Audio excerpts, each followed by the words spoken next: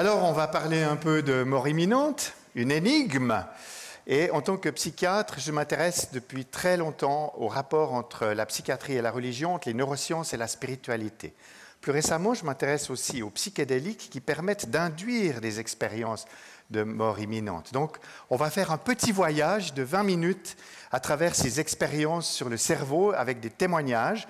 Et j'espère que vous aurez du plaisir. Après, nous aurons un dialogue avec Madame Cochard du journal 24 heures. Alors oui, voilà. Historiquement, dans le fond, les expériences de mort imminente posent le problème des rapports entre le corps et l'esprit. Voilà. À l'aube de l'humanité, les premiers humains cherchent à comprendre et à voir l'invisible. Et ce sont les chamans qui font les intermédiaires entre le monde terrestre et le monde des esprits. Pour le chaman, pour les peuples racines, pour les peuples premiers, l'homme fait partie intégrante de la nature. Il relie la terre et le ciel. Et l'homme fait complètement partie de la nature. La nature est intelligente et l'esprit est dans la nature. Et pour voir l'invisible, ils utilisent les drogues entéogènes. On va y revenir. Peut-être avez-vous entendu parler d'ayahuasca? Peut-être. L'Antiquité classique se fonde sur, dans le fond, le classicisme de Platon. Pour Platon, les choses sont très claires. Il y a dans le monde une organisation dualiste. D'un côté, il y a le monde sensible, qu'on peut voir, toucher, expérimenter. Et il y a le monde intelligible, qui n'est pas visible, mais qu'on peut penser, qu'on peut entrevoir, qu'on peut imaginer. D'ailleurs, pour Platon, le monde est de 3 ordres. Il y a le corps, l'esprit qui nous permet de penser, sentir, nous souvenir, ainsi de suite, et le nous, qui serait dans le fond le divin dans l'homme. Et peut-être vous avez entendu parler du mythe de la caverne. Dans le mythe de la caverne, les hommes sont enfermés, enchaînés dans une caverne très sombre. Un jour, un homme arrive à s'échapper, il brise ses chaînes, et à l'extérieur, il voit une lumière extraordinaire. Alors il revient vite dans la caverne pour expliquer à ses copains qu'il y a plus haut, plus loin, une lumière extraordinaire. Et les autres lui disent « Non, mais ça va, le chalet. » Non, non, pas du tout. Et, quick, il le zigouille. On connaît l'histoire, hein? Bon. Alors, pour nous, Européens classiques, évidemment, on est cartésiens. Qu'est-ce que ça veut dire, cartésien? Ça veut dire que nous sommes des disciples de Descartes. Pour Descartes, il y avait un dualisme entre le corps et l'esprit, mais il y avait une connexion entre le corps et l'esprit à travers la glande pinéale. Quand on disséquait le cerveau humain, on voyait qu'au sommet du milieu du cerveau, il y a une petite glande qui faisait le lien entre l'âme et le corps. Ce qui a permis de construire toute une métaphysique où on pouvait avoir une philosophie de la religion, avec des aspects célestes, esprit, et des aspects terrestres, incarnés. D'ailleurs, il faut rappeler qu'en Orient et en Occident, nous n'avons pas du tout la même vision du monde, n'est-ce pas? En Orient, depuis des millénaires, la perception du temps est circulaire. Le temps est circulaire, c'est le samsara, c'est-à-dire la succession des événements, et les âmes se réincarnent. Hein? Vous avez un karma, et puis vous avez vachement intérêt à l'améliorer un peu. Hein? Voilà. Alors si vous êtes hindouiste, mais si vous êtes bouddhiste aussi. En Occident, très différent. En Occident, on a une perception du temps qui est linéaire. La création a un T0, elle se déploie, elle a un sens. Donc le temps est historique en Occident, n'est-ce pas? Et nous sommes, en judéo-christianisme, nous sommes incarnés dans un corps, nous avons une destinée et nous devons prendre nos responsabilités, faire les bons choix dans l'espoir de la résurrection dans un monde meilleur, plus tard, ailleurs, autrement. Alors, l'expérience de mort imminente. Tout le monde connaît, je pense, ce fameux tableau de Hieronymus Bosch, où on voit les bienheureux qui sont accompagnés vers l'Empyrée. C'est pas mal d'être bien heureux, hein, ça a l'air cool. On ne montre pas les malheureux, hein, c'est mieux, c'est plus sûr. Alors, c'est amusant parce que c'est en Suisse qu'on a eu les premiers témoignages, voyez-vous. C'est les chutes d'alpinistes dans les Alpes qui ont l'historien Heim qui a récolté les témoignages de gens qui tombent dans le vide et qui racontent ce qui se passe. Plus tard, au XXe siècle, c'est les livres célèbres de Raymond Moody, La vie après la vie, Life After Life, qui sont des best-sellers que tout le monde connaît de près ou de loin. Alors, je vous ai fait la description des témoignages rapportés, des phénomènes rapportés. Le premier et le plus fréquent, c'est la conscience d'être mort. Je dis, maintenant de bleu, je suis mort. Oh, j'arrête. Ça fait drôle, hein? Et puis, tout d'un coup, il y a des personnes décédées qui vous disent « Salut Jacques, ça va, bienvenue au club ». Donc, des personnes décédées qui vous accueillent. Le troisième critère, c'est la revue de vie. Il y a un film accéléré où vous revoyez tout en un instant. On verra tout à l'heure comment c'est possible au plan neurosciences. Mais c'est important, hein? Parce que vous voyez les bonnes et les mauvaises choses, hein? Adolphe H., il a du souci à se faire pour la revue, hein?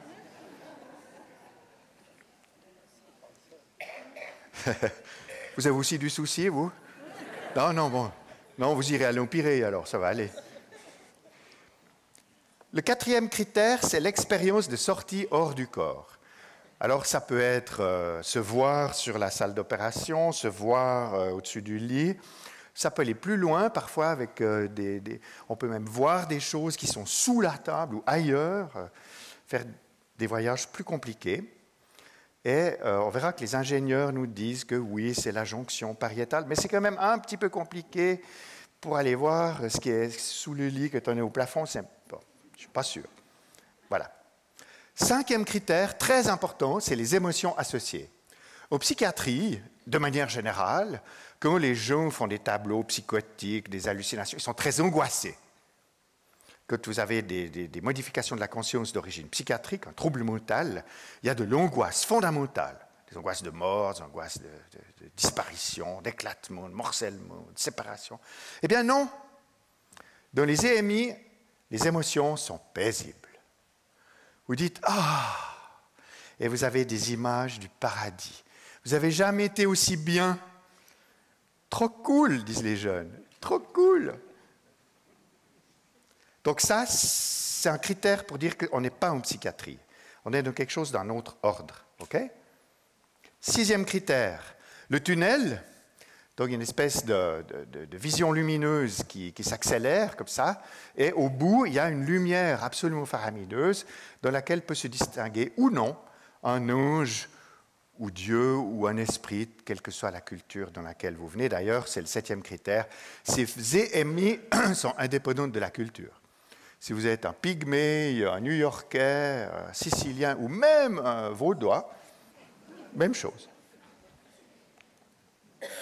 Alors, tout le monde ne fait pas les mêmes expériences. Là, je vous ai mis quelques chiffres. C'est une revue qui a été faite dans une série de 62 EMI. Vous voyez, il n'y a pas toujours les mêmes symptômes. Par exemple, les émotions positives, c'est ce qu'il y a de plus fréquent, la paix. La deuxième, c'est « nom de bleu, je suis mort ». Ça, c'est la deuxième. La troisième, c'est les personnages familiers qui vous accueillent, 32%. Le tunnel, 31%. Le paradis, 29%. La sortie du corps, 24%. La lumière intense, 23%. La revue de vie, 13%. Vous voyez, c'est inégal. Donc ça nous montre bien qu'on est dans quelque chose qui pourrait bien être déterminé biologiquement. C'est pour ça que nous allons faire 3 minutes de neurosciences, peut-être 4. Là, pour ceux qui aiment la vulgarisation scientifique, vous connaissez peut-être la revue Science et Vie, qui est de bonne qualité, et ils ont fait un numéro en 2018 spécial sur « On a vu la mort ». Alors, vous voyez cet oiseau, là, il est mal barre, hein? Ouais. Mais on a regardé son cerveau, on l'a regardé, mais alors, au picobello, hein? Avec les microscopes, les scanners, tout le chenille, Et on a pu voir ce qui se passe quand le cerveau de l'oiseau s'éteint et meurt. Alors, qu'est-ce qu'on voit? La première étape, quand le cerveau meurt, c'est qu'il n'y a plus d'oxygène. On manque un peu d'air, voyez. Après, on manque un peu de sucre. Il n'y a plus. Alors après, les neurones, ils essayent de prendre les réserves énergétiques qu'il y a sous la main, de l'acide acétique, de l'acétone. Ouais. Mais quand il n'y a plus, il n'y a plus. Et alors là, le cerveau, il est en détresse profonde et ça va altérer son fonctionnement terminal, si vous voulez, et la perception va se modifier. Alors, quels sont les mécanismes qui ont été invoqués par les neurosciences? Eh bien, c'est à l'EPFL que mon collègue Olaf Blanke a montré ce qui se passe si on stimule certaines régions de l'écorce cérébrale, notamment la jonction temporopariétale. On peut obtenir des mécanismes de dissociation, des mécanismes où l'esprit se sépare du corps artificiellement, avec des stimulations magnétiques, ou dans certains cas avec des machines où on se voit dans des espèces de miroirs, peu importe. On peut provoquer des espèces de sorties hors du corps par des machines, mais ça ne reproduit jamais exactement ce qui a été rapporté dans les témoignages. C'est assez différent. D'autres spécialistes, issus de ces travaux de neurosciences, disent oui, quand il n'y a plus d'oxygène, ça stimule le rêve paradoxal. Vous savez, ce rêve où en une seconde, on vit plein d'aventures la nuit, ça ne dure pas longtemps, et puis tout d'un coup, on se réveille parce que ça a peut-être été un cauchemar. Là, ce serait quelque chose comme ça. D'autres disent non, ce sont des hallucinations visuelles. Bien. Mais j'aimerais vous parler de quelque chose qui a été observé, qui est très intéressant et nouveau. C'est que pendant la mort cérébrale, l'épiphyse, la petite glande de Descartes, pas si con Descartes, il avait eu cette intuition qu'il se passe des choses dans l'épiphyse. Eh bien oui, la glande pinéale, l'épiphyse, détient des peptides, qui sont des neuromodulateurs, qui ont des capacités hallucinogènes. Suspense. Vous accrochez au pinceau? Je vais vous parler des psychédéliques. Alors tout le monde a reconnu, Non, ce n'est pas la vigne à Lutry, non? Non, c'est l'ayahuasca en Amazonie. Non, vous n'avez pas reconnu? Bon, c'est pas grave. Alors, ce qu'il faut savoir, c'est qu'aujourd'hui, en médecine scientifique, avec l'appui de l'Office fédéral de la santé publique, il y a un retour des psychédéliques en médecine. C'est vraiment une grande surprise, moi qui suis un vieil addictologue. Si on m'avait dit il y a 30 ans que l'avenir de la médecine, c'était le cannabis et le LSD, j'aurais un peu toussé, vous voyez. Bon, alors, les psychédéliques, c'est une famille de substances. Alors, on a évoqué l'ayahuasca, c'est un groupe de substances, sérotoninergiques, etc. Il faut les prendre dans certaines conditions pour pas qu'elles se résorbent trop facilement dans l'estomac. Enfin, c'est tout un petit processus. Et il faut un accompagnement avec un chaman et tout. La psilocybine, ça pousse en Suisse, il y en a dans le Jura. Il y a des retraités qui vont dans la Riponne. Ouais, ils arrondissent la VS, Ouais. Oh, c'est assez rentable, je vous dis tout de suite. Voilà. Il y a le MDMA, ça c'est l'ecstasy. On peut faire mieux que boum, boum, boum, boum dans la teuf avec les lunettes noires. Vous pouvez faire des expériences avec l'ecstasy. La kétamine a quitté les salles d'opération largement pour faire des expériences psychédéliques dans le grand public. Il y a maintenant des cargos qui viennent d'Asie avec des tonnes de kétamine. C'était aux informations aujourd'hui encore sur 20 minutes. Et puis le LSD, qui est une substance avec le label à l'Arvalette. Mais oui, c'est un bon produit bien suisse, le LSD, vous voyez. Mais oui, c'était découvert par M. Hoffmann à Bâle, le Hoffmann de Hoffmann-Tagada, vous savez. Ouais. Alors le LSD, il ne savait pas ce que c'était. Puis je ne sais pas, il a fait une connerie, je pense qu'il a foutu. Il en a bouffé un peu.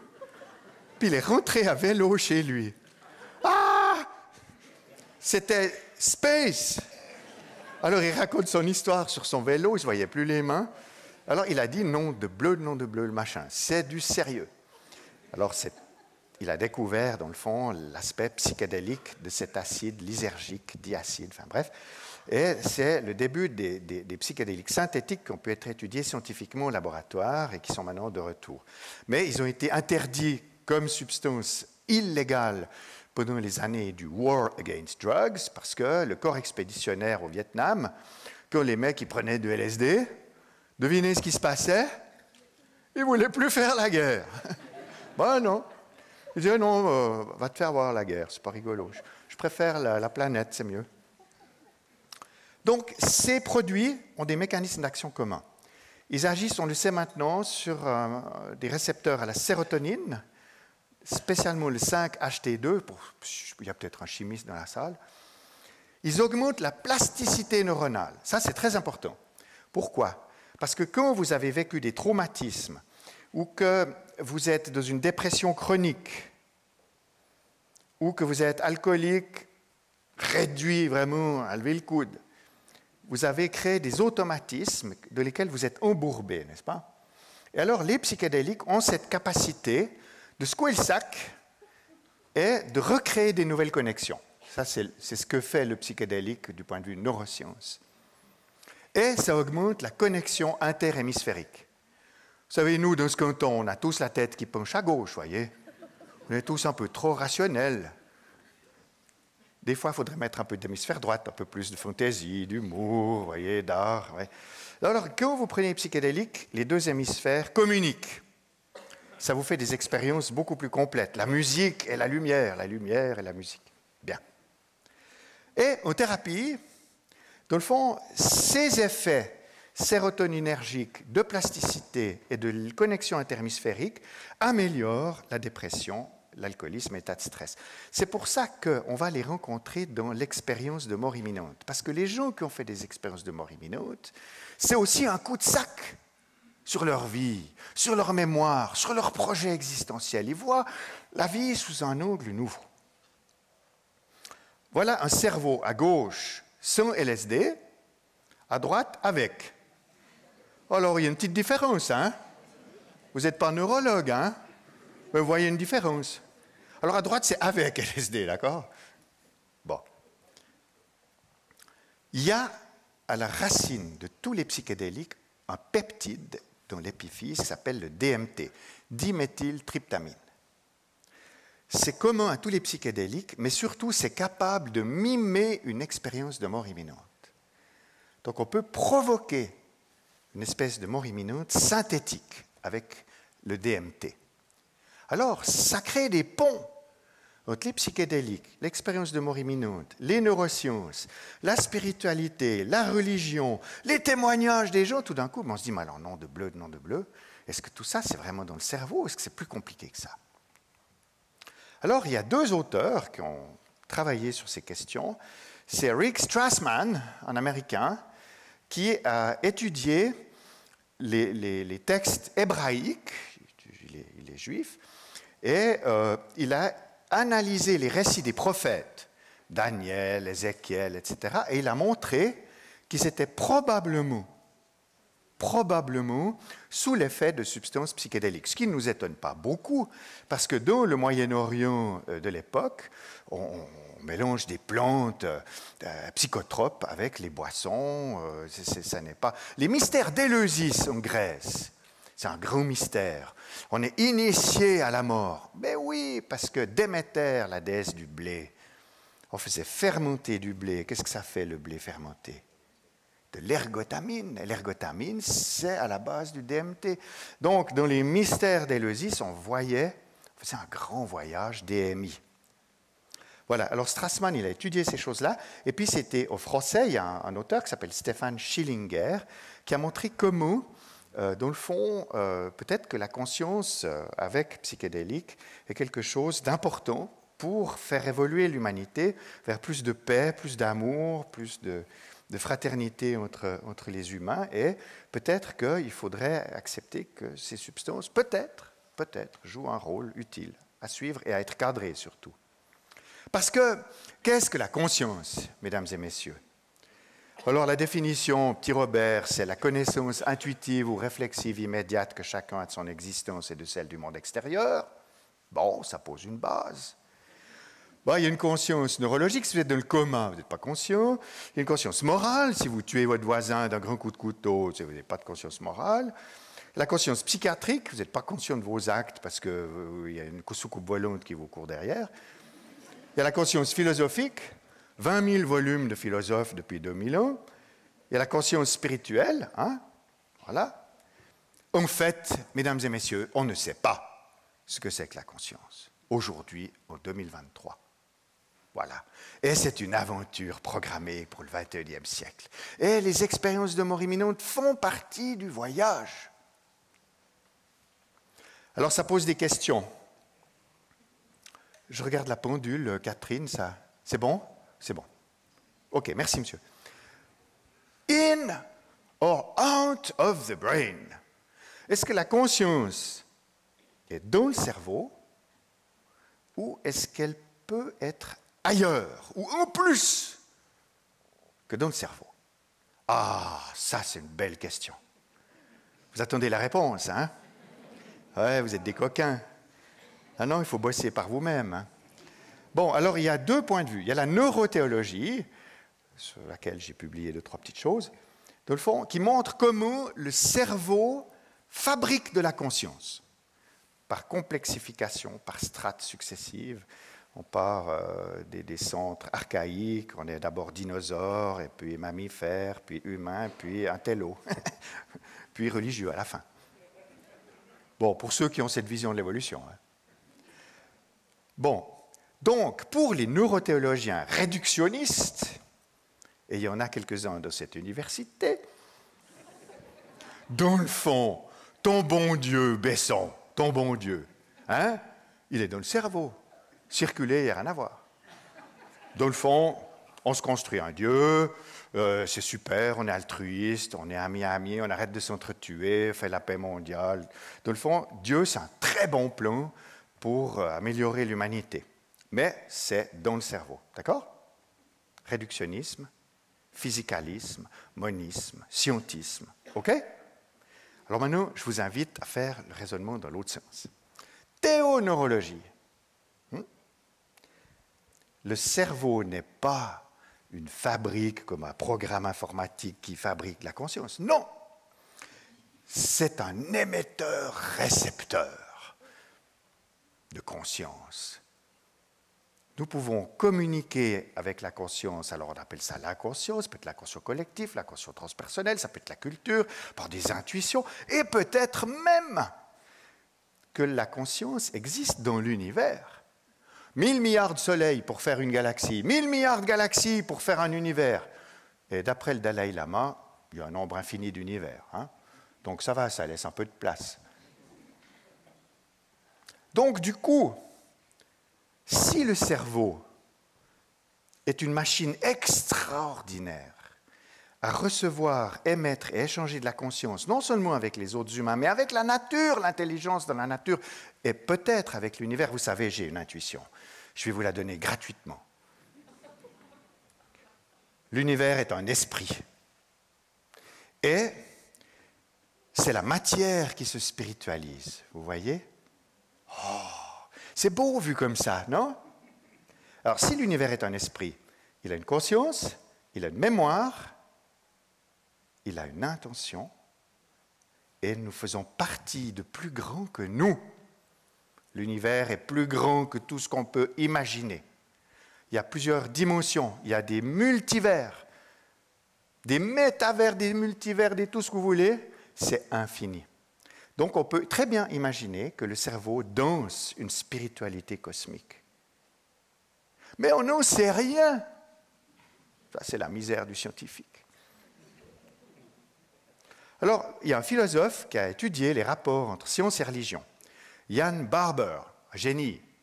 Il dit, il y a 4 types de rapports. Le premier, c'est le conflit. Les scientifiques disent, les religieux, c'est des trous du schtroumpf.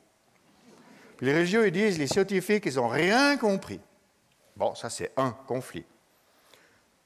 Deuxième niveau, c'est l'indépendance.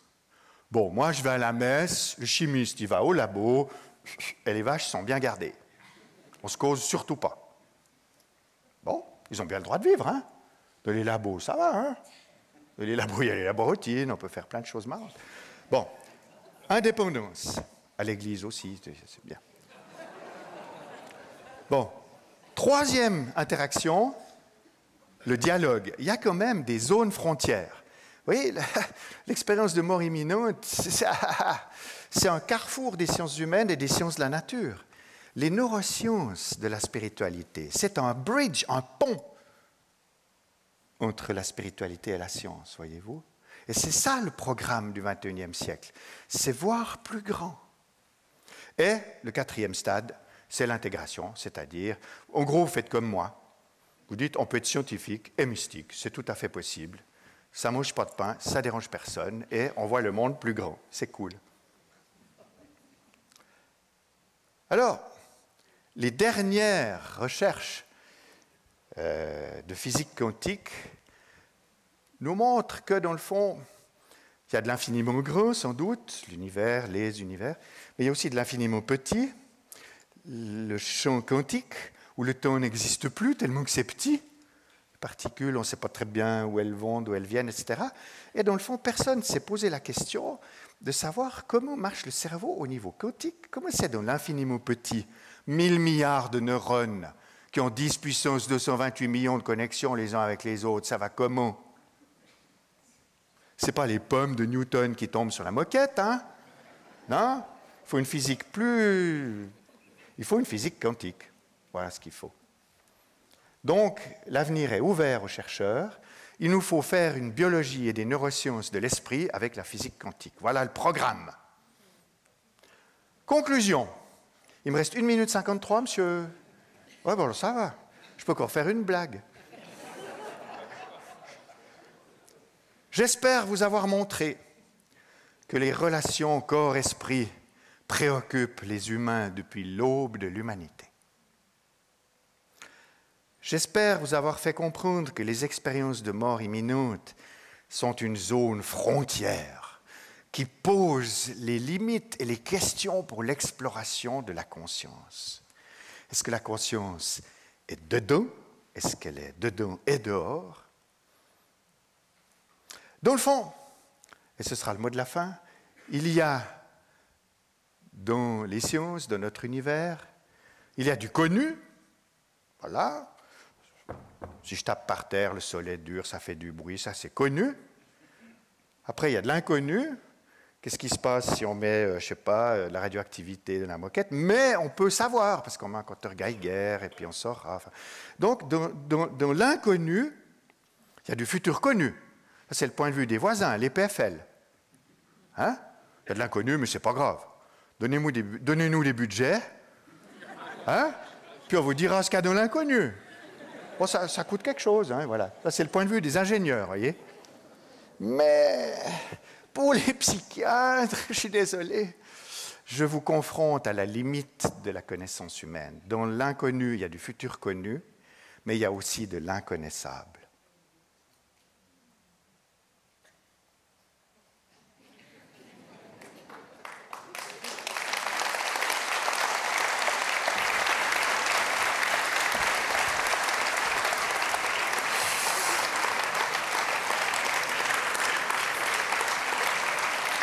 Merci beaucoup. Merci, professeur Besson. On a presque l'impression d'avoir pris un petit peu de LSD. En tout cas, on a fait un beau voyage dans la partie toute colorée de notre cerveau qu'on a vue sur l'écran juste là. Je vais maintenant demander à Catherine Cochard, qui est journaliste pour le quotidien 24 heures, de nous rejoindre sur scène. Et je vous cède la parole. À tout à l'heure. Merci. Merci Julie. Bravo pour le stand-up. Merci Madame Cochard. Moi, je vais revenir à des choses un tout petit peu plus terre à terre avec vous me connaissez. Terraciel aussi. Mais on reprendra le voyage de toute façon. Sur ces expériences de mort imminente, les termes sont empreints de précaution. On parle de mort imminente, proche de la mort. C'est quoi la définition légale de la mort? Elle a évolué en plus. Oui, alors elle vient d'être révisée cette année à cause de la votation sur les dons d'organes, vous savez. Donc ça devient assez important de savoir si vous êtes morte ou pas avant que je vous prenne un rein, vous voyez. Donc voilà. Donc on a bien révisé, donc c'est clair et net, mais ça reste quand même des définitions par consensus clinique. Ça veut dire que c'est l'arrêt de vos fonctions conscientes et inconscientes. C'est-à-dire c'est l'arrêt des fonctions naturelles qui font que vous avez la conscience telle qu'on l'a définie tout à l'heure, hein, mais c'est aussi l'objectivation et la mesure de l'arrêt des fonctions du tronc cérébral. C'est qu'il n'y a plus de commande pour le cardiovasculaire, le respiratoire, le métabolique, donc tout est à l'arrêt. Non seulement vous ne pensez plus, vous rêvez plus, mais en plus, il n'y a plus la commande pour le végétatif, d'accord? Ça, c'est vraiment la dernière définition. Mais pourquoi, au fond, pourquoi on reste si prudent sur ces termes? Qu'est-ce qui ne nous prouve pas qu'on y était au bout du tunnel? Je pense qu'un vrai scientifique, il doit être humble. Il sait que s'il trouve une définition par consensus, c'est statistiquement valable. Mais si vous, Catherine, faites 6 mois de coma, puis que votre tronc cérébral est bousillé, d'un coup vous sortez votre lit en disant « Jésus t'aime », on fait quoi? On est embêté, hein? Et alors, on a toujours un petit peu peur de ça. C'est pour ça qu'on appelait croque-mort les gens. Hein? Ils croquaient l'orteil, c'est le truc le plus douloureux qu'on peut faire pour être sûr qu'ils étaient bien morts quand même. Hein? Oui, en effet. Donc on fait gaffe. C'est la conscience des limites. La science produit des modèles. Voilà, c'est ça l'humilité scientifique. C'est de connaître ses limites. Une de vos slides parlait de ce qu'il y a aussi de troublant dans ces témoignages, c'est au fond, peu importe qu'on soit chrétien, athée ou musulman, c'est toujours ces mêmes similarités qui reviennent à travers les récits. Et ça pose question, c'est au-delà, au fond, de l'empreinte religieuse ou de la croyance personnelle. Hein. Oui, je vous remercie pour cette question parce qu'elle montre l'importance de nos travaux en neurothéologie et en théoneurologie. Tous les humains sont équipés pour interpréter le monde. Vous savez savoir s'il fait jour, s'il fait nuit, si vous avez faim, si vous avez soif, etc. Mais vous saurez aussi interpréter le monde. Est-ce que l'avenir est dangereux ou sécure? Même les plus petits animaux, ils interprètent le monde. Il faut aller, il ne faut pas aller. Le cerveau humain, c'est la plus grande machine à interpréter le monde. Et évidemment, on a des outils pour donner du sens et créer du lien. Et la spiritualité, c'est ça. Du point de vue neurosciences, c'est l'équipement qu'on a pour donner du lien et créer du sens. Et c'est normal qu'on ait tous le même équipement. Puis après, parce que la spiritualité, c'est un besoin naturel et universel. Mais après, il y a les religions. Alors chacun a sa religion parce que c'est la réponse culturelle aux besoins naturels. Voilà comment ça marche, spiritualité et religion, vous voyez? C'est assez simple. Je commence à voir. Sur la conscience, alors il y a aussi tout ce voyage qui est permis peut-être par la conscience, qui nous survit, en tout cas peut-être à l'enveloppe charnelle, et qui peut aussi nous précéder. On retombe dans l'incarnation, justement. Qu'est-ce qui se passe avec la conscience? Dans le fond, ça renvoie à l'Orient et l'Occident, n'est-ce pas, comme je le disais tout à l'heure. Pour l'oriental, il n'y a pas de problème. Le temps est circulaire. Le samsara fait évoluer les vies successives vers Dieu, finalement, le Brahman, le Nirvana. Voilà. Et dans le fond, tout le chemin des existences, c'est de s'améliorer d'existence en existence jusqu'à atteindre la félicité. Voilà. Au christianisme, ce n'est pas très différent. Vous devez faire une existence qui vous permet d'accéder au royaume de Dieu. Alors, les 4 premiers siècles du christianisme, on ne reniait pas la réincarnation. Parce qu'on disait, si le chrétien, il n'a pas accès au royaume parce qu'il a été couillon, hein, ben il refait des tours. Voilà. Donc c'est ça le purgatoire. C'est comme ça que ça marche. Vous n'êtes pas un bon chrétien, vous faites un tour jusqu'à ce que vous ayez compris la musique, puis après, royaume de Dieu. Vous voyez, alors maintenant, c'est un petit peu plus compliqué, parce que dans le fond, avec la physique quantique, je pense que ce qu'on peut dire, c'est que le temps dans l'absolu n'existe pas. Donc il est possible que nos existences soient inscrites dans quelque chose de beaucoup plus grand que nous. Si l'univers est une immense conscience quantique, nous sommes des singularités. Chacun, nous sommes une équation spatio-temporelle. Catherine Cochard, équation spatio-temporelle. Et vous êtes inscrite dans l'histoire de l'univers. Vous êtes la seule à avoir vécu ce que vous avez vécu. Et quand le temps sera dans le Big Crunch, waouh, vous serez au ciel, c'est cool. Alors, je suis tellement la seule à avoir vécu ce que j'ai vécu que j'ai pas envie que ça s'arrête, évidemment, parce que c'est impossible, on ne peut pas imaginer qu'on n'existe pas. Alors, est-ce que ces expériences de mort imminente, c'est pas au fond influencé par l'optimisme de l'individu qui veut pouvoir se projeter dans quelque chose plein de sérénité, voilà. Est-ce que ça ne peut pas s'arrêter? Qu'est-ce qu'il y a après? Alors ça sera beau. Peut-être 3 éléments de réponse. Le premier, c'est comment savons-nous que nous sommes imparfaits si nous n'avons pas une idée du parfait? That's one. Qu'est-ce que je vais vous dire après? 2. Les psychanalystes, ils vous disent que dans l'inconscient, la mort n'existe pas. Vous ne pouvez pas la penser. La mort, c'est qu'une négation. C'est la négation de votre intégrité corporelle, c'est l'angoisse de morcellement. Catherine Cochard, bouffée par les vers. Bon. L'angoisse de séparation, perdre des petits copains, mes collègues, ma maman, mon papa, tout. Hein? La séparation, atroce. Angoisse de séparation, c'est la mort. Puis la 3e angoisse, ça c'est pour Sigmund Freud, mais ça reste valable à mon avis, c'est l'angoisse de castration.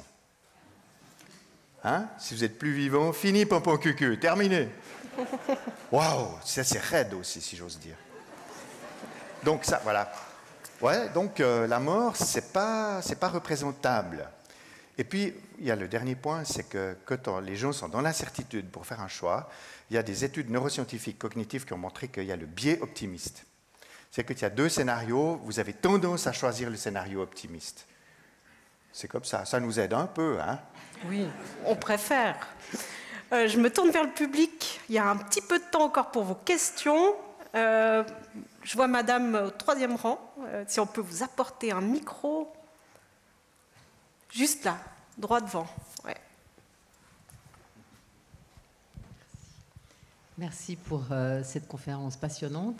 Vous avez fait référence à vos jeunes années de jeunes médecins en disant si j'avais eu ces éléments à l'époque, j'aurais toussé. Et si on imaginait que l'espace, le temps n'existant pas, là, vous reprenez le centre de Saint-Martin, le centre d'addictologie, et comment aborderiez-vous la prise en charge de vos patients avec tous les éléments qui sont présents à votre conscience maintenant? Autre question, qu'en est-il de l'accompagnement des enfants face à la mort avec les éléments incroyablement ouverts que vous avez mentionnés? C'est ces 2 questions extrêmement différentes, excusez-moi. Oui, mais elles se complètent très bien, je vous remercie. Donc, au Centre Saint-Martin, nous avons appris à créer, au-delà du regard sur ce qu'on appelait les toxicomanes, nous avons créé une nouvelle science qui s'appelait l'addictologie. Donc on s'occupait de biologie, de psychologie, de sociologie, de droit, d'économie. On avait une vision assez large et on était intéressé par tout ce qui pouvait aider les patients qui avaient des addictions, n'est-ce pas? Et on savait déjà qu'il y a des drogues sédatives, l'héroïne, etc., des drogues stimulantes comme la cocaïne, et des perturbatrices. Mais à l'époque, les perturbatrices, LSD, etc., ne nous intéressaient pas trop parce qu'elles ne sont pas addictogènes. Donc on n'avait pas des gens qui consultaient parce qu'ils prenaient du LSD, ils allaient très bien. En revanche, j'ai eu des contacts avec les Canadiens et les Sud-Américains parce qu'il y avait déjà des antennes à l'ayahuasca et à l'ibogaïne en Afrique, et il y avait des travaux expérimentaux de mon ami Claudio Naranjo à Toronto. On a fait des protocoles Suisse, Canada, Amazonie, où on a montré que les psychédéliques naturels permettaient de faciliter et même parfois d'obtenir le sevrage des héroïnomanes. C'est mon collègue le docteur Jacques Mabi à Taquihuasi au Pérou, en Amazonie péruvienne, qui a fait les premiers travaux là-dessus. Donc ça, c'est une première réponse. Donc si j'avais su, on aurait exploré encore plus fort, on aurait donné peut-être de manière mieux organisée, mieux structurée, ce pilier du rétablissement. Pour les enfants, je fais court. Pour les enfants, il faut faire encore beaucoup de recherches pour être sûr de la sécurité des produits. Mais ce que j'aimerais dire, c'est qu'aujourd'hui, on a des études bien faites, scientifiquement fondées, qui montrent l'utilité des psychédéliques aux soins palliatifs. C'est-à-dire que quand les gens sont dans un état de mort annoncé, n'est-ce pas, pour des raisons médicales, biologiques, physiques, il peut y avoir des états de dépression et d'anxiété, ça c'est clair, mais il peut aussi y avoir des détresses spirituelles assez importantes. Et il y a des séries bien conduites qui montrent qu'une fois qu'ils ont pris des psychédéliques pour, dans le fond, anticiper quelque chose de l'ordre du grand voyage, n'est-ce pas, ils reviennent apaisés et dans le fond, ils sont rassurés parce qu'ils ont vu la grande lumière, le grand tout. Donc c'est une piste qui est à l'étude actuellement et qui me semble digne d'intérêt. D'abord chez les personnes âgées et les adultes, puis ensuite chez les enfants. Mais disons, la fin de vie, c'est une indication potentielle aux thérapies psychédéliques. Mais avec toujours le protocole, l'accompagnement psychothérapeutique, l'accord médico-légal de l'EFSP, des psychiatres expérimentés. Attention, ça rigole pas, hein, on ne fait pas un charter avec tout le public là pour aller bouffer de l'ayahuasca. Non, non, non. Je crois qu'il y avait une question par là, à ma gauche. Oui. Soit vous parlez très fort. Non, ça vient. Le micro arrive. Merci beaucoup pour cette conférence aussi drôle que passionnante. Je voulais juste savoir si, entre la science classique cartésienne et la spiritualité, on pouvait de plus en plus essayer de faire des ponts ou essayer de faire des... De quel domaine on peut essayer de se faire rejoindre ces deux aspects, en fait? Oui, je vous remercie pour la question. C'est une question centrale pour le XXIe siècle. Je crois qu'effectivement, c'est la question de la conscience qui est l'urgence pour le XXIe siècle. Parce que, si vous voulez, l'hémisphère gauche du cerveau, il nous fait faire de la science analytique, on fait de la chimie, de la biochimie, de la physique, on va vers le petit. L'hémisphère droite, il nous fait faire de l'artistique, de la philosophie, de l'imaginaire. Mais les gens sont chacun dans leur hémisphère, puis ils ne se causent pas tellement. Donc il est important aujourd'hui, je crois, de se parler, c'est ces zones frontières, ce dialogue que demande Barbare, où on se rencontre, on dit, mais dans le fond, c'est quoi la mort, c'est quoi la fin de vie, c'est quoi la conscience? Voilà des belles questions qui relient les sciences naturelles et les sciences humaines. C'est ça qu'il faut faire. Et il faut le faire plus avec la spiritualité qu'avec la religion. Parce que la religion, elle est toujours à risque d'avoir des dogmes, des doctrines, des barrières, vous voyez, culturelles. Alors que la spiritualité, je sais pas, moi je suis allé au Liban, parler à une salle comme la vôtre où il y avait des chrétiens, des musulmans et des juifs. J'aurais parlé de la conscience et de la théoneurologie. C'était un peu chaud, mais ils ont intéressé. Oui, oui.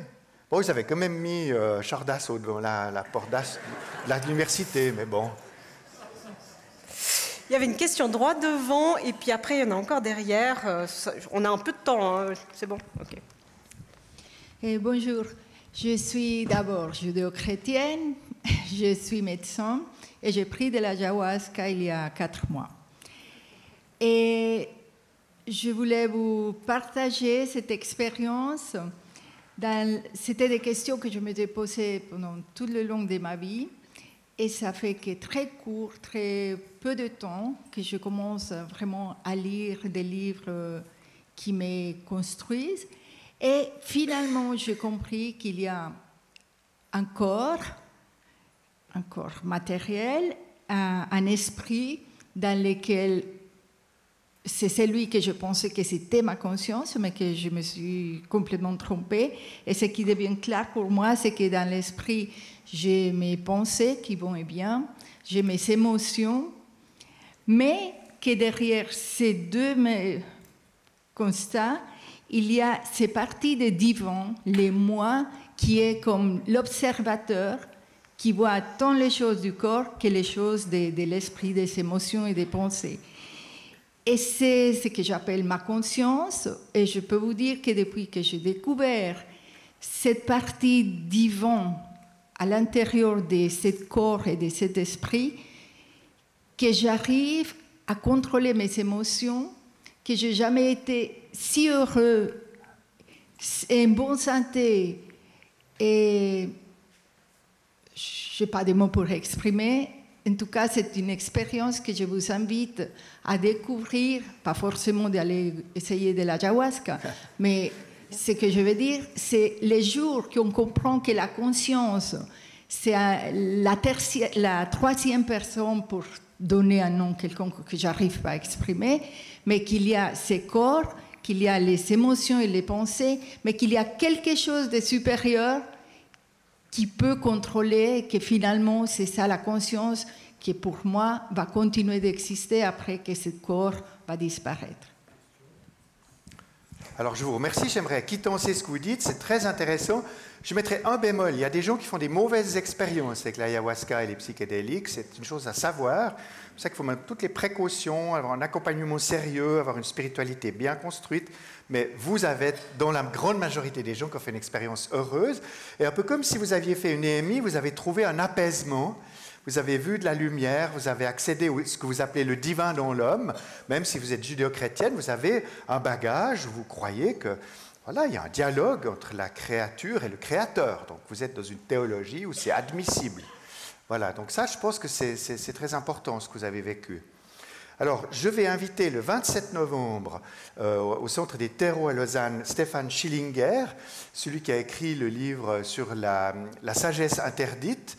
Donc venez, c'est moi qui ferai un dialogue comme avec Catherine ici, et il va nous présenter les travaux, il va nous expliquer comment, dans le fond, les prophètes hébraïques, et même probablement dans le Nouveau Testament, il y a des choses, vous savez, les noces de Cana, par exemple. Quand Jésus transforme de l'eau en vin, parce que c'est un mariage de pauvres et qu'ils n'ont pas assez d'alcool, hein, c'est ça quand même la question. Ben, ils n'étaient pas vaudois, mais voyez. Donc, il fallait bien faire quelque chose. Alors, il y a des gens qui posent que peut-être qu'il était un peu chaman, comme ça, et que peut-être il y avait des produits, disons, psychédéliques qui étaient mis dans l'eau des cuves, puis qu'après, les gens étaient très heureux. Alors, c'est blasphématoire aux yeux d'un certain public, ce n'est pas inintéressant sur le plan neuroscientifique, mais je crois surtout, et là où vous avez raison, c'est que la question fondamentale que vous posez, c'est est-ce qu'il y a du divin dans l'homme? Et si vous répondez oui, vous êtes de la théoneurologie, et si vous répondez non, vous êtes dans la neurothéologie. Je peux raconter une anecdote très courte? Absolument. Vous me donnez la permission? Mais oui, bien sûr. Ah bon, d'accord. J'ai un ami qui est un grand mathématicien. Et je suis allé le voir, je lui ai dit, écoute, j'aimerais savoir si les mathématiques sont un système symbolique qui ont été fabriqués par le cerveau humain qui permettent de faire de la physique, de la chimie et d'expliquer l'univers, auquel cas les mathématiques sont une invention, ou, au contraire, est-ce que les mathématiques existent dans l'univers et que le cerveau permet d'y accéder? Auquel cas, les mathématiques sont une découverte. Vous voyez? C'est bien comme question, hein? Alors, attendez la réponse. Eh bien, il a réfléchi 30 secondes, ce qui chez lui, ça correspond à 10 heures chez moi. Puis il a dit, Jacques, en mathématiques, cette question est de l'ordre de l'indécidable. On ne saura jamais, par définition. C'est comme le principe d'incertitude d'Heisenberg. Hein, on doit choisir l'électron, bien il se promène ou bien il a une masse, à choix. On ne peut pas savoir les deux en même temps. Alors je suis rentré à la maison, j'étais tout content. Parce qu'on ne peut pas savoir. Parce que si on pouvait savoir, ce serait le Bronx. Là, il y aura un truc là-bas, c'est écrit Dieu en haut, là. Alors, si vous y allez, vous êtes intelligent, puis si vous n'y allez pas, vous êtes con. Ah ben non, ça ne marche pas comme ça. Non. La spiritualité, c'est une connaissance, c'est une expérience. Vous ne pouvez pas savoir, seulement savoir. Il faut avoir fait des expériences. N'est-ce pas, Catherine? Bon. Donc, le principe d'incertitude s'applique à la théologie, à la mort imminente, à la question de l'âme, etc. Et Thomas d'Aquin, dans son De Veritate, a dit « Pas de vérité sans liberté, pas de vérité sans beauté, pas de vérité sans justice. » Vous voyez? pas de vérité sans liberté. Alors, vous décidez. Si Dieu est une invention, bon, ben, vous pouvez toujours aller, je ne sais pas, dans un parti politique. C'est mieux que rien. Ça dépend lequel. Ouais. Et puis si ce n'est pas une invention, eh bien, vous pouvez vous engager. Vous pouvez avoir de la créativité et de la liberté. Voilà. Faites vos choix. Je crois qu'on avait encore des questions derrière. On n'a plus beaucoup de temps, mais on va essayer de gratter un maximum. Bonjour, merci beaucoup pour ces conférences très intéressantes. Et en fait, j'ai pensé déjà, je veux dire, c'est très intéressant les aspects que les psychédéliques peuvent apporter, les EMI qui peuvent être accompagnés par des expériences d'émotions positives. Mais à part ça, en fait, comme vous avez mentionné, l'expérience à la fin de vie peut être accompagnée par expériences anxiogènes, comme chez certains mourants, on voit des regards vides avec expression d'anxiété. Et en fait, ma question est, est-ce que les théoneurologues, quel équipement, avec quel équipement ils disposent pour analyser en fait quelle partie, est-ce que c'est l'esprit ou le corps et en fait les sources de l'expression. Ça c'est une question. Et d'autres, en fait, encore petit deux, ce que je sens. En fait, vous avez mentionné que les bias positifs sont fort prononcés dans les aspects humains. Mais à part ça, il y a des personnes qui ont, par leur psychologie, en fait, par leur nature pessimiste, fort pessimiste. Alors, peut-être ils font exception. Et alors, les troisième petite question, en fait, seulement je m'excuse. Alors, quels sont les critères, quels pourraient être les critères pour une spirituel bien construit? Est-ce qu'un spirituel est bien construit ou pas? Quels pourraient être les critères pour ça? Et peut-être cette réponse doit être très large, mais si vous pouvez nous conseiller au moins des lectures ou auteurs intéressants qui peuvent nous donner les réponses. Merci. Je vais essayer, hein. Je vais essayer. La première question, c'est qu'est-ce qu'on fait quand ils font les bad trips, un mauvais voyage et que ça ne se passe pas bien? Alors là, c'est important de bien comprendre que quand on prend un psychédélique, que ce soit aux soins palliatifs ou en psychothérapie ou en psychiatrie, la question de l'accompagnement est fondamentale. Si quelqu'un commence à se sentir pas bien, il faut qu'il y ait un accompagnant, hein, qui puisse aider le sujet à affronter ses angoisses. Qu'est-ce que vous voyez? Qu'est-ce que c'est?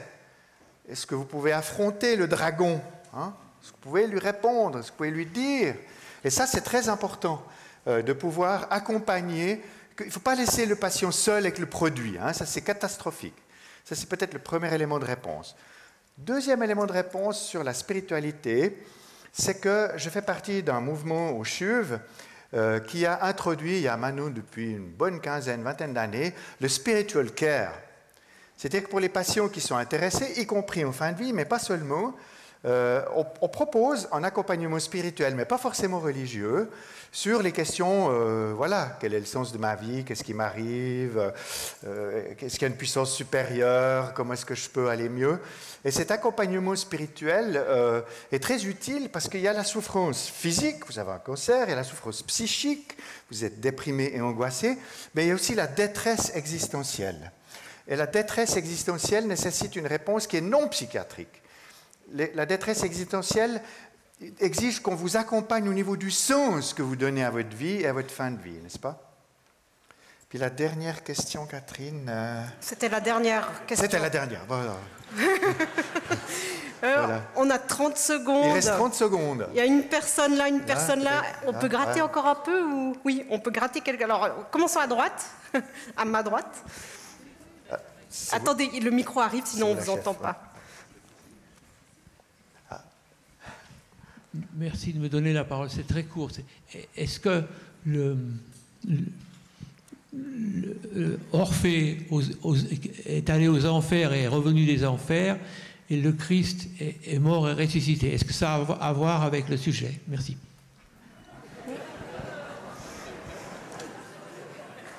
Je vous remercie pour la question parce que vous êtes de nouveau dans le in-brain ou le out of the brain. C'est-à-dire, est-ce que quand on fait ces voyages, on accède à une autre conscience? Il y a des consciences parallèles, des niveaux de conscience. À ce moment-là, voilà, on émerge dans des mondes plus grands, mais psychiques, ou des consciences plus élevées ou plus grandes. Ou est-ce qu'on confine et qu'on touche à d'autres univers parallèles, par exemple? Vous savez, le Christ, par exemple, il a dit, là où je vais, vous ne pouvez pas venir, parce que les disciples ne comprennent rien du tout, mais non, parce que c'est l'ascension, hein? Donc, le ciel. Voilà, là, ce n'est pas les champignons, hein? C'est plus compliqué. Et il dit, là où je vais vous construire une demeure où nous serons réunis, parce que là où je vais, nous serons en présence du Père, et il y a beaucoup de demeures dans la maison de mon Père. Alors, vous pouvez le lire psychologiquement en disant, oui, que vous êtes dans la sérénité, vous habitez avec Dieu qui est devenu un ami, vous êtes un sage, après on verra. Ou bien vous pouvez dire, dans cette vie déjà, nous pouvons nous familiariser avec un monde plus grand. Peut-être qu'on accède, ce n'est pas seulement des consciences, c'est peut-être des univers. Et là, ça reste ouvert, on ne sait pas, et puis je vous renvoie au principe d'incertitude, et puis faites les bons choix. Sur la gauche, il y avait encore une question. Oui, ce monsieur qui insiste beaucoup là-dedans. Ça fait un moment aussi. De toute façon, on a déjà explosé d'après le compteur, donc... Rapide, ouais, c'est ça. Bonjour, merci. J'aimerais savoir sur quoi vous vous basez pour dire que l'EMI, les gens qui reviennent, sont dans la sérénité. Parce que moi, je n'ai pas vécu ça du tout. Je suis revenue et je ne comprenais pas pourquoi on m'avait volé ma mort, entre guillemets.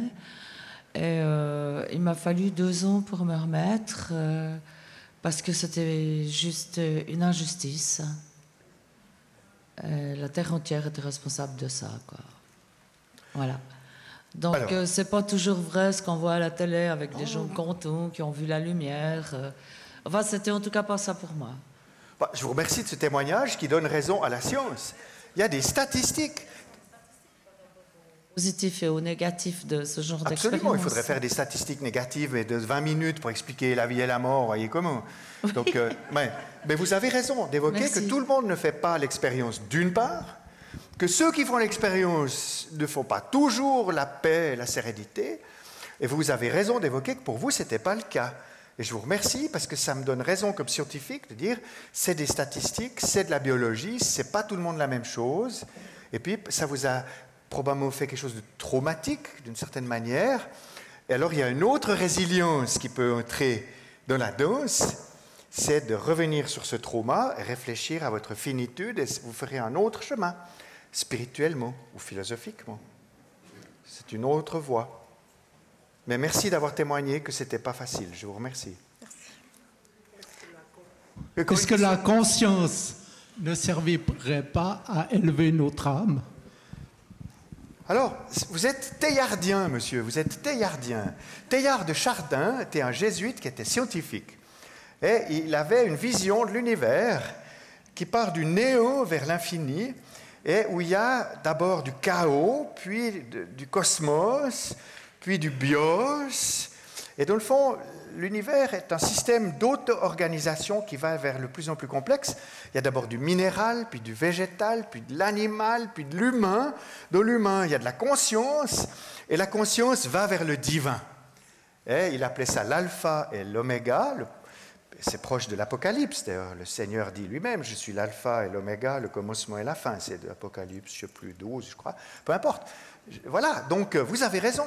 Nous sommes, à mon avis, c'est une opinion, elle vaut ce qu'elle vaut, mais les scientifiques ne peuvent pas montrer le contraire. Nous sommes dans un univers évolutionnaire. Et le sens de l'évolution, c'est l'accès à la conscience. Et le sens de l'évolution de la conscience, et ce sera le mot de la fin, Catherine, c'est l'amour.